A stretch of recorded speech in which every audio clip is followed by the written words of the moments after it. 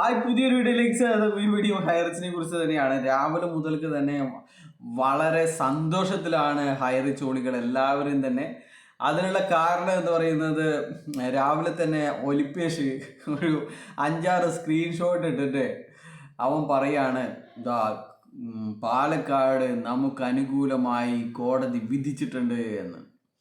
ഇവൻ എന്താണ് ഇവനെല്ലാവരും പറയുന്നത്? ഇവൻ ആ പിന്നെ ഏറ്റവും പൊട്ടനായ ഹൈറിച്ചോളി ആരാന്ന് ചോദിച്ചു കഴിഞ്ഞാൽ ഇവനാണ്.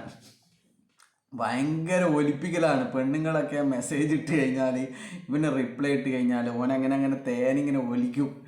അപ്പോൾ അവൻ പറയാണ്, അപ്പോൾ നമ്മളത് സ്ക്രീൻഷോട്ട് നോക്കിയപ്പോൾ തന്നെ കണ്ടസ്റ്റഡ് ഡിസ്മിസ്ഡ് ഡിസ്പോസ്ഡ് എന്നാണ് കാണിക്കുന്നത്. അപ്പോഴാണ് എനിക്ക് മനസ്സിലായത്, ഇതുപോലും ഡിസ്മിസ്ഡ് എന്നുള്ള ആ ഒരു കേസ് പോലും എങ്ങനെയാണ് ഇവർ ഇതിൻ്റെ പിന്നെ അപ്പീലൻ്റ് എന്ന് പറയുന്നത് KD പ്രതാപനാണ്. അപ്പോൾ ഇവർ കൊടുത്ത കേസ് ഡിസ്മിസ്ഡ് ആണ് എന്ന് കാണിച്ചു കഴിഞ്ഞാൽ ഇത് കേസ് തള്ളി എന്ന് മനസ്സിലാക്കാനുള്ള ബോധം പോലും ഇവർക്കില്ല. അതിനുള്ള കാരണം എന്ന് പറയുന്നത്, പണ്ട് ഇവരുടെ സുപ്രീം കോടതിയിലെ SLP ഡിസ്മിസ്ഡ് ആക്കിയപ്പോൾ ഇവർ ആഘോഷിച്ചിരുന്നത് നമ്മൾ സുപ്രീം കോടതിയിൽ ജയിച്ചു എന്നാണ്. അപ്പോൾ അവിടെ ഡിസ്മിസ്ഡ് ആണ്, അതുകൊണ്ട് എവിടെ ഡിസ്മിസ് ആയാലും നമ്മൾ ജയിച്ചു എന്നാണ് ഇവർ മനസ്സിലാക്കി വെച്ചിരിക്കുന്നത്. പിന്നെ നമ്മുടെ ദിൽബർ പറഞ്ഞ ഒരു കാര്യമുണ്ട്. അവൻ പറഞ്ഞത് ഡിസ്പോസ്ഡ് എന്ന് കണ്ടു കഴിഞ്ഞാൽ തള്ളിക്കളഞ്ഞു എന്നാണ്. ആ കേസ് തള്ളിക്കളഞ്ഞു എന്നാണ്. അപ്പോൾ പിന്നെ ആ കേസ് ഇവർ കണ്ടുപിടിക്കുന്നത് FIR തള്ളിക്കളഞ്ഞു, കേസ് നമ്മൾ ജയിച്ചു. കേസ് ഡിസ്മിസ്ഡ് ആണ്, പക്ഷേങ്കിൽ ഡിസ്പോസ്ഡ് എന്നുള്ളത് കൊണ്ട് ഇത് എന്തിനെ കുറിച്ചാണ്? ഇത് സ്വാഭാവികമായും ഒരു FIR കുറിച്ചാണ് എന്ന് ഇവർ ധരിച്ചു വെച്ചിരിക്കുന്നു. അതുകൊണ്ട് FIR ക്വാഷ് ചെയ്തു എന്നാണ് ഇവർ പറയുന്നത്. ഒരു സെഷൻ കോർട്ട് പോയിട്ട് FIR ക്വാഷ് ചെയ്തു എന്നൊക്കെയാണ് ഇവർ പറയുന്നത്. FIR ക്വാഷ് ചെയ്യണൊക്കെ അങ്ങ് ഹൈക്കോടതിയിൽ പോകണം, FIR ക്വാഷ് ചെയ്യണൊക്കെ കേട്ടോ. അത് അങ്ങനെ എളുപ്പം നടക്കുന്ന കാര്യമൊന്നുമല്ല. ഇനി നിങ്ങളത് പിൻവലിച്ച് കഴിഞ്ഞാലും സർക്കാർ അവിടെ മുൻപിലേക്ക് വരും. നമുക്കറിയാലോ, ഇവിടെ പന്തിരങ്കാവ് ഗാർഹിക പീഡനത്തിലൊക്കെ പരാതിക്കാർ പിന്നെ കേസ് പിൻവലിച്ചതും കൂടി അവർക്ക് 2 പേരും ഹൈക്കോടതി ജഡ്ജിയുടെ മുമ്പിൽ പോയിട്ട് കാര്യങ്ങൾ പറഞ്ഞത് മാത്രമാണ് ആ കേസ് പിൻവലിക്കാൻ വിട്ടത്. അപ്പോൾ അങ്ങനെയൊക്കെയാണ് ഇതിൻ്റെ കാര്യങ്ങൾ. അപ്പോൾ കാര്യങ്ങളിലേക്ക് വരാം. നമ്മുടെ ഒലിപ്പീസ് പറഞ്ഞത് തേച്ചും കളവാണ്. അപ്പോൾ അതിൽ തന്നെ ആൾക്കാർ ആ സമയത്ത് തന്നെ പറഞ്ഞിട്ടുണ്ടായിരുന്നു പോലും, ഇത് ജാമ്യത്തെക്കുറിച്ചുള്ളതാണ്, ജാമ്യം നിഷേധിച്ചതാണ് എന്ന്. അപ്പോൾ എന്തായാലും അതിലും കുറച്ച് ആൾക്കാർക്കൊക്കെ വിവരമുണ്ട്, പക്ഷേങ്കിൽ ആർക്കും ഒന്നും പറയാൻ പറ്റാത്ത അവസ്ഥയാണ്.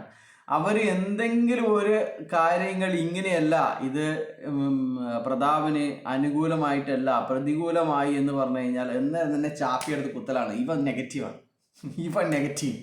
ഇവനെ ഇവിടുന്ന് പുറത്താക്കണം, നമുക്ക് പോസിറ്റീവ് മാത്രമേ വേണ്ടൂ.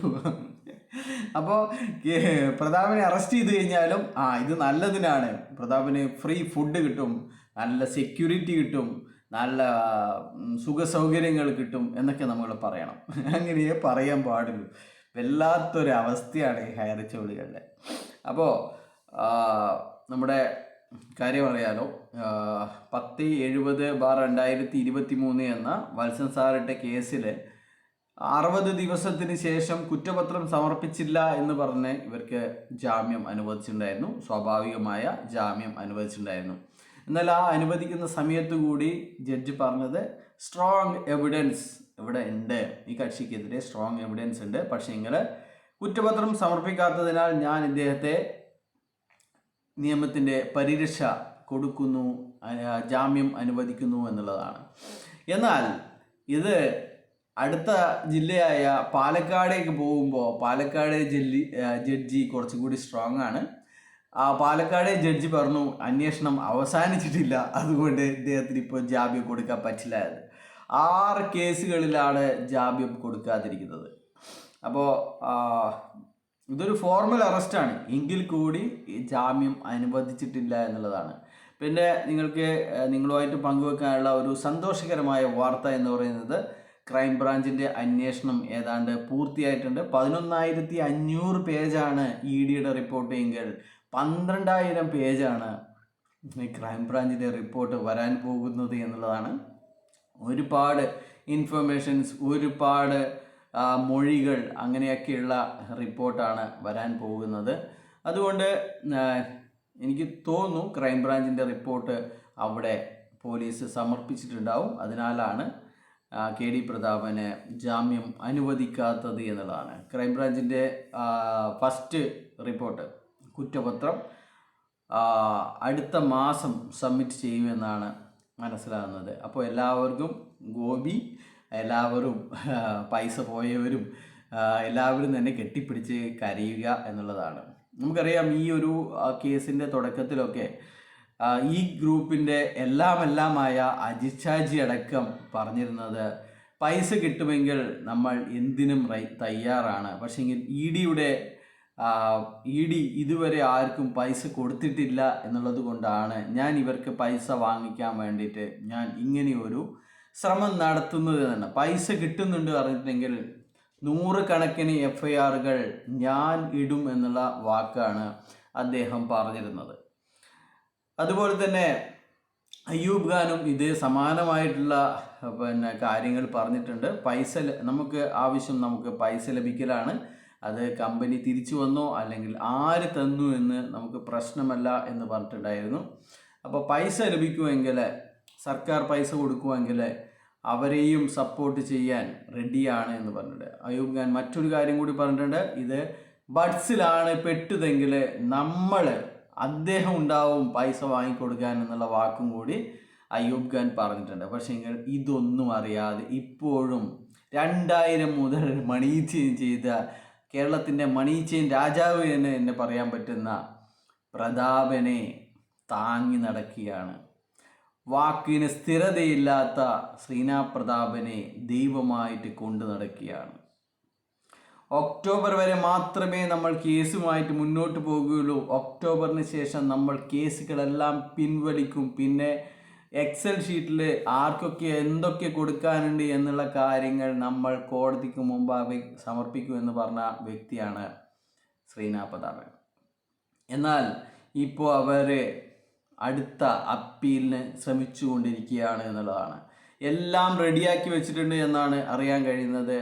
ഇനി എപ്പോഴാണോ, ഇനി 12-ാം തീയതിയാണോ ഇതിൻ്റെ വിധി വരുന്നത്, 12-ാം തീയതി വൈകുന്നേരം തന്നെ ഇതിൻ്റെ ഫയലിംഗ് നടക്കുമെന്നാണ് മനസ്സിലാക്കുന്നത്. അതുകൊണ്ട് ഇവർക്കറിയാം ഇവരുടെ പണം, പൂഴ്ത്തിവെച്ച പണം, വിദേശത്തേക്ക് കടത്തിയ പണം, അതൊക്കെ ഈ 212 കോടി എല്ലാം സംരക്ഷിക്കണമെങ്കിൽ ഇങ്ങനെ കേസായി കളിച്ചാൽ മാത്രമേ ഇതിൽ നിന്ന് കുറച്ച് കാലത്തേക്കെങ്കിലും രക്ഷയുണ്ടാവുള്ളൂ എന്ന് ഇവർക്കറിയാം. അതുകൊണ്ടാണ് ഇവർ അപ്പീലുമായി മുന്നോട്ട് പോകുന്നത്. അല്ലാതെ നിങ്ങൾക്ക് പൈസ തരാൻ വേണ്ടി അല്ല.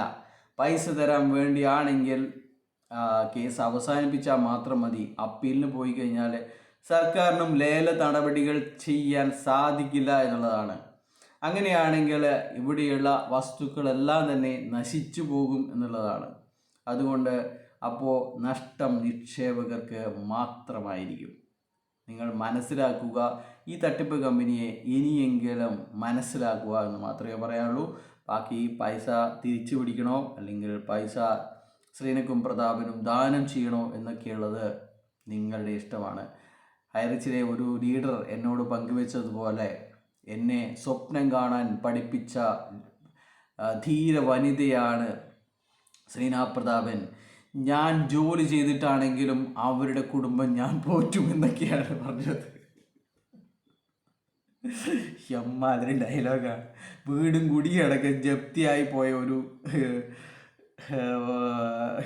സ്ത്രീയുടെ വാക്കുകളാണത്. എന്തായാലും നല്ല തന്നെ. സ്വപ്നം കാണാൻ പഠിപ്പിച്ചവർക്ക് ഇങ്ങനെയൊക്കെ ചെയ്യാം.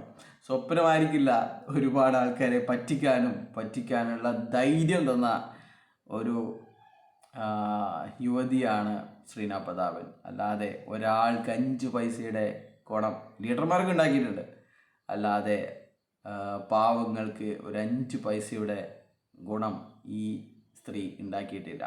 ബൈ.